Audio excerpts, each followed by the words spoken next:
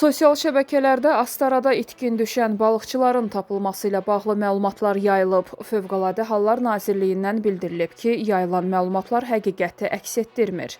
Yayılan xəbərlərlə bağlı Cənublu Aza danışan itkin düşən Ağadədə Həsənovun əmsi Sübhan Həsənov da məlumatları təqzib edib. Yayılan yalan məlumatlara görə axtarışlar dayanır.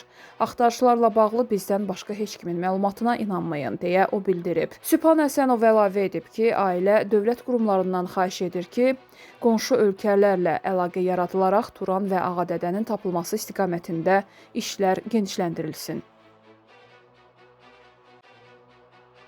Bakıda baş verən qətlin təfərrüatı məlum olub. Hadisə Sabunçu rayonunun Ramana qəsəbəsi savxoz yaşayış ərazisində qeydə alınıb.